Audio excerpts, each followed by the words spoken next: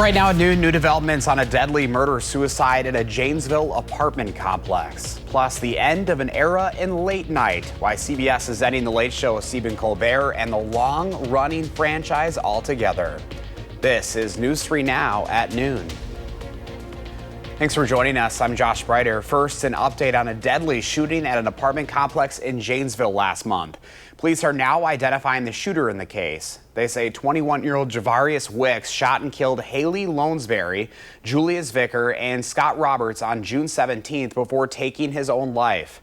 Wicks was a tenant at the Aspen Square Apartments on North Pontiac Drive.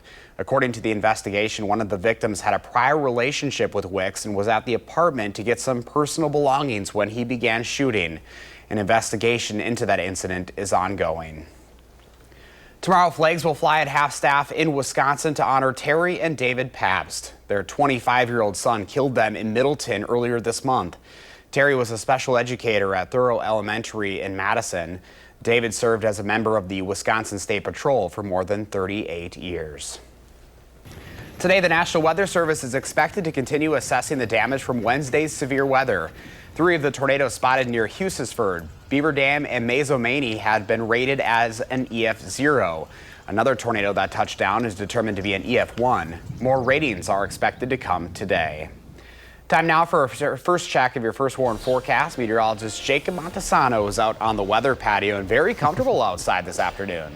Yeah, we've gotten a little taste of spring here in the middle of July from today and yesterday. Current temperatures are still in the upper 60s for some. Look at the temperatures across the region. Even the warmer spots are in the middle to lower 70s. So it is certainly very nice out here, and it's going to continue to be very nice throughout the entire day. Now, looking at the dew points, they're in the 50s. Not very often do we see 50s dew points during the month of July, especially right in the middle of the month, but that's where they are right now in these afternoon hours, and we're not seeing anything on radar right now, and so this is going to continue throughout the entire day. Definitely get out and enjoy the weather. Air quality is also pretty good right now. We're going to continue to see sunshine. Some areas may flirt with 80, but most of the region will stay in the 70s, and as we get into the evening hours, it's going to continue to be very comfortable, as we'll see temperatures dropping into the lower 70s with continued dry conditions until we get to the very late overnight hours where we are going to see some rain move in. So let's take a look at that forecast again. The rest of today, not expecting much, a few on and off clouds, but then looking off to the northwest, we'll see some of those showers and storms move into our area. Likely not going to enter the area until after midnight, until around 2 to 3 a.m. That's when it looks like it will start to move in. And then as we get closer to Saturday morning, we are going to see those showers and thunderstorms continuing to push to the south and east. And then it's going to continue pushing out of our area during the late morning with maybe some showers a little bit later in the day. But for the most part, we're only going to see rain in the morning. So by Saturday afternoon, it should be pretty good. But I'll continue talking more about those storms tonight. And I'll also track the forecast for the entire weekend coming up a bit later. All right, Jacob, we'll see you later in the broadcast. Thank you. Beautiful weather for day 2 of the Dane County Fair, which is underway right now. Gates opened at 8 o'clock this morning, and people are already out at the Alliant Energy Center, and that's where we find our Tanasia Shaw at this hour. Hi, Tanasia. Hey Josh, as you said, I'm out here at the Alliant Energy Center here at the Dane County Fair, and let me tell you, I'm here by the amusement rides. It's not a lot of people right now, but they're probably where I would be at if it was noon. They're more so by the food, so we do see a crowd kind of picking up. And, like any great Wisconsin fair, you need your holy trinity. I would say that's animals, food, and music, and all that is going to be here at the Dane County Fair. It's today, Saturday, and it ends on Sunday, and I'm going to tell you what you need to know before you head out. So the gates open at 8 a.m., then close at 8 p.m., but the festival grounds will be open until 11 p.m. Now, if you're buying tickets at the gate, for kids, that would be about $10. And then for adults, that would be $15. And parking is free every single day. Now, this is really important for parents to know. If you have your teenager coming here, if they're under the age of 18, after 7 p.m., they have to be with you, the parent, or a guardian. And that guardian has to be 21 years old or older. Now, there's concerts and specials every single day. I know today there's going to be some good salsa dancing. Hopefully, I can get a glimpse of that. But y'all might not want to see that because I have to left feet. Now, as Jacob just said just minutes ago, we do have some rain in the forecast this weekend. So later this evening, I'm going to be talking to festival organizers about the plans, because as you can see, a lot of this festival is outside. So I'm going to be talking about their plans if it rains and what they're going to do with the weather and if it becomes severe or anything like that. Josh, I'm going to send it back to you. All right, I expect to see some more salsa dancing later this afternoon. Tenacious Shot live at the Alliant Energy Center. Thank you. Well, a stunning announcement in late night television. CBS announcing it is ending the Late Show with Stephen Colbert after nearly a decade on the air. In a statement, CBS praising Colbert, calling it a, quote, purely financial decision, not related in any way to the show's performance, content, or other matters happening at Paramount, end quote. Stephen Colbert has been an outspoken critic of President Trump and recently criticized a decision by CBS parent company Paramount to settle a lawsuit with Trump. The suit the company has maintained is without merit. Paramount is also aiming to finalize a merger with Skydance Media, which needs FCC approval. Ratings data shows The Late Show with Stephen Colbert had been gaining viewers so far this year, winning its time slot among other broadcasters. On Tuesday, the show earned its 6th Emmy nomination. It also won a Peabody in 2021. President Trump is ordering his attorney general to seek the release of the grand jury testimony in the Jeffrey Epstein case. This amid mounting pressure from members of the president's own party. As Natalie Brand reports, it comes as a new Wall Street Journal article alleges Trump wrote Epstein a suggested letter. As the president grows increasingly frustrated with focus on the Jeffrey Epstein files and pressure from some of his own supporters to release more information. It's all been a big hoax. It's perpetrated by the Democrats, and some stupid Republicans and foolish Republicans fall into the net. The Wall Street Journal alleges Trump wrote Epstein a birthday note in 2003, included in a collection of letters with a hand-drawn sketch appearing to be the outline of a naked woman. The Journal says the letter ends with, quote, happy birthday and may every day be another wonderful secret. President Trump calls the letter fake, writing on social media, these are not my words, not the way I talk. He's now threatening to sue the outlet and owner Rupert Murdoch. Hours after the Wall Street Journal report, President Trump ordered Attorney General Pam Bondi to seek to release pertinent grand jury records from the accused sex trafficker's case, which Bondi says she will ask the court to do. I've never seen this type of request before. Mitchell Epner, a former federal prosecutor, says a judge will make the final decision and the request could take months or more. And it's unclear how much of what the DOJ has it will seek to release. It could be very broad, but it is not, and it is certainly far from everything that they could make public. The push to release all Epstein files has divided Republicans after the DOJ issued a memo this month saying Epstein did not have an incriminating client list. Natalie Brand, CBS News, the White House.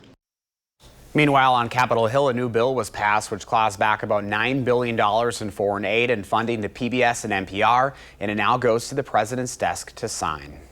Coming up next on News 3 Now at noon, when a big streaming platform is raising its prices, plus what the latest Commerce Department data is showing about Americans' spending habits.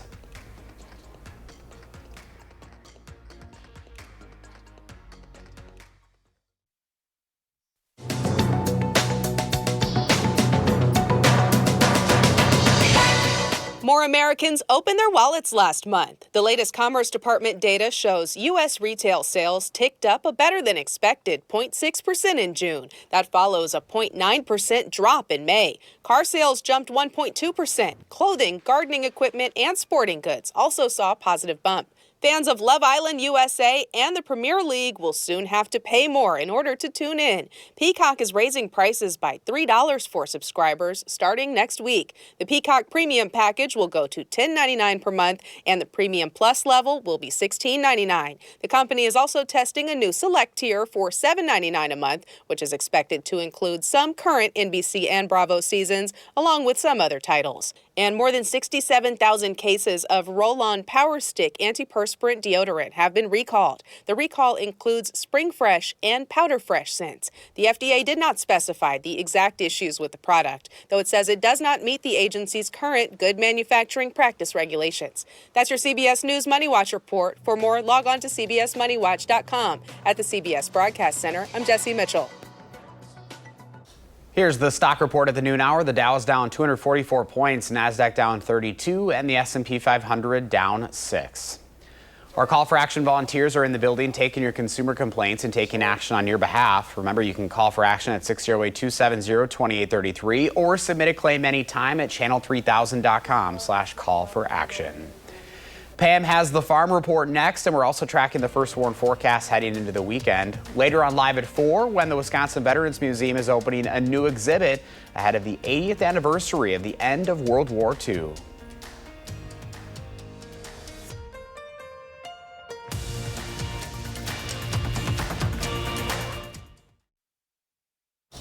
Welcome back. Let's check in now with Pam Yankee for the Midwest Farm Report. Hi, Pam.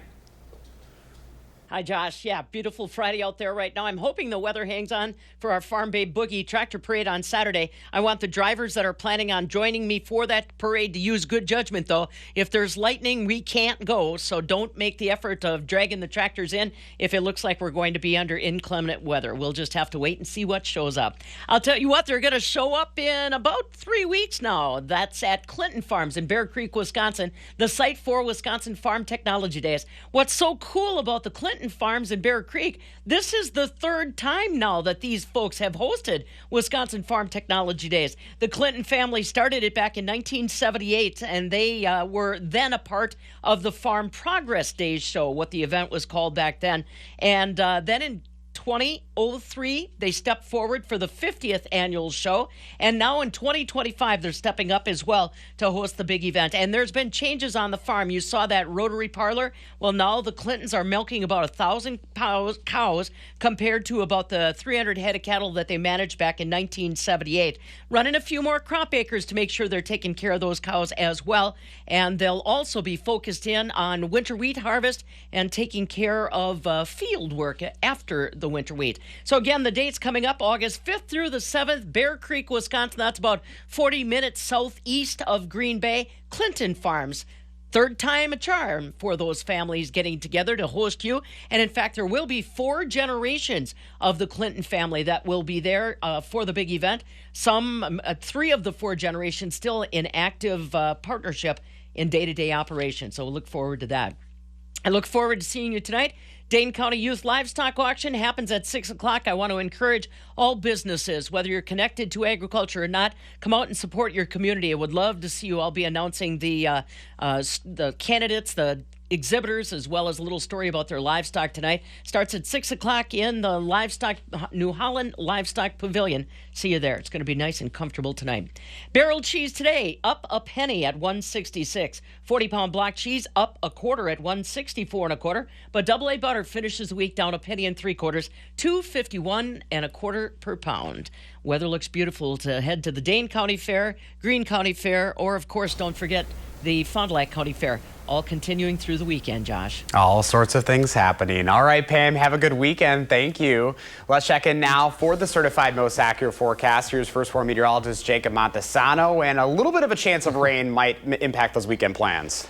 Yeah, the good news is that a lot of the day Saturday will be dry, and Sunday also looks dry, but we are going to see some storms late tonight into early Saturday with high temperatures near 80 for the weekend, so definitely warm at times, but certainly comfortable. By the middle of next week, though, we could see the 90s return, and if you can believe it, we haven't seen the 90s so far this month. We had 5 days in June, but so far 0 in July. Now, that may change next week. I'll talk about that in just a moment. First, here's a look at the rainfall forecast throughout the rest of today. Just a few passing clouds. Not going to see much until around 2 to 3 a.m., which is when that rain will begin to move into the northwestern portion of our region. And throughout the late overnight hours and into early Saturday, we'll see that rain continue to push from the northwest to the southeast, bringing in some heavy rain and some possible severe weather. Now, it looks like strong winds will be the main hazard, and at this point in time, there is no tornado hazard, but obviously we will continue keeping an eye on it. But this is mainly going to impact our area during the morning as it pushes out of our region during the late morning,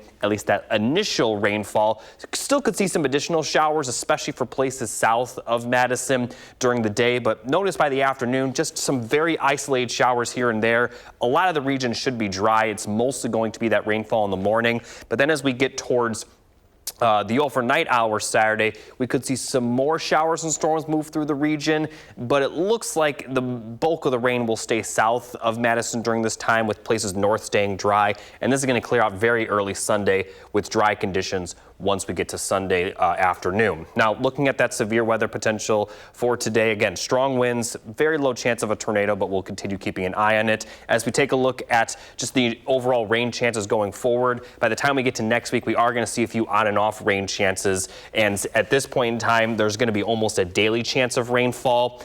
But in terms of which day will produce the most rainfall, it still is a little unclear at this moment. But what is clear is that it looks like those temperatures are going to warm up. But for the rest of today, upper 70s, plenty of sunshine, very comfortable out there. As we take a look at the amount of rain we'll see, it is going to be a little bit heavier the further west you're located, and that will create some temperatures getting up into the lower 80s. A good amount of cloud cover, though, once that does clear out. Again, we're going to see that rainfall in the morning, but by the afternoon, we are going to see some drier conditions, lower 80s for the most part, still very comfortable for sure. And then that's going to continue those temperatures for the most part Sunday and Monday. Once we get to Tuesday, though, that's when they really are going to warm up. We'll have those highs in the upper 80s to lower 90s from Tuesday to the end of the 10-day forecast. So we may start to get into a little bit of a warm pattern. And as I mentioned earlier, we also are going to see several chances of rainfall next week.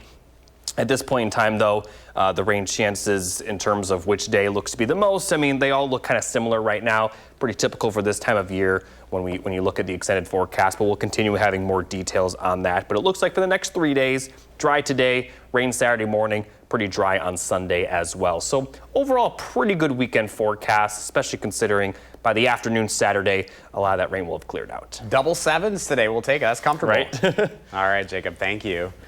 Well, if you're like me and missed out on seeing Wicked at the Overture Center, we have some good news. A matinee performance is being added for next week. The matinee is scheduled for Thursday, July 24th at 1 p.m.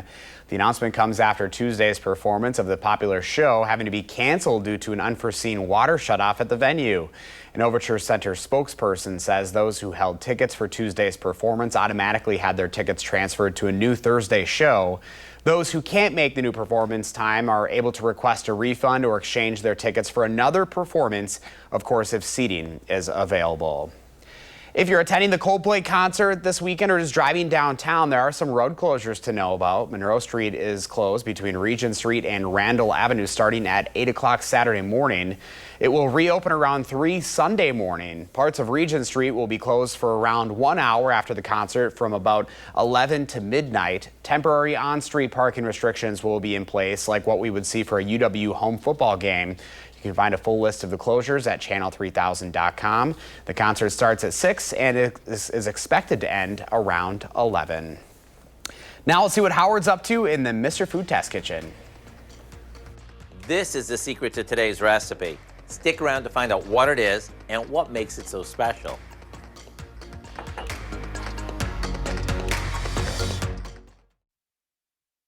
If you've ever wondered how restaurants make really good tempura, you know, the kind when the batter is so light and crispy, you can't seem to get enough of it, pay close attention because we're revealing how they do it.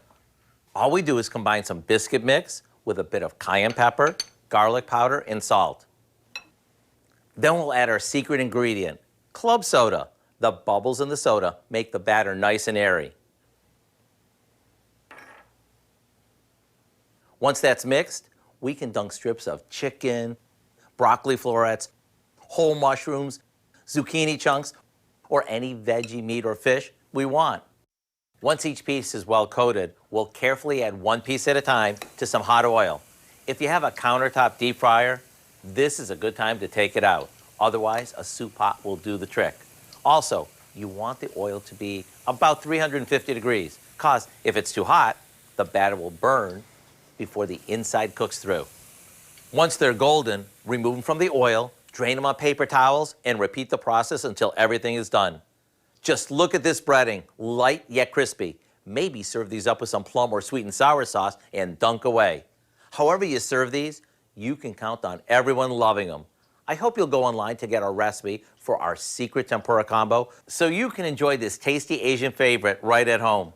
I'm Howard in the Mr. Food Test Kitchen, where every day we're looking for an easier way for you to say, ooh, it's so good. Here's Jacob now with the final check of your first warn forecast. Thanks, Josh. We're going to see nice conditions for the rest of today. Highs will continuously be in the 70s. Might get a little bit warmer for Saturday as we will see some showers and storms, especially in the morning. By the afternoon, though, should be fairly dry. Still could see some isolated showers and storms. As we get towards Sunday, we're looking dry again with highs back in the 70s and then lower 80s for Monday before temperatures really start to warm up Tuesday. And Wednesday looks to be the warmest day next week, where we're going to have highs in the lower 90s. And throughout next week, we're going to see on and off chances of thunderstorms, pretty much a daily chance of storms, as it does look like we are going to get into a pretty active pattern where we see warm temperatures and the chance of storms just about every day. So definitely enjoy the rest of today and enjoy Sunday, because it's going to get warm and a little bit more rainy once we get towards the middle of next week. All right, Jacob, thank you. Thanks for watching News 3 Now at noon. Coming up next is The Bold and the Beautiful. Our next newscast is live at 4, and you can always find us streaming 24/7 on Channel 3000+.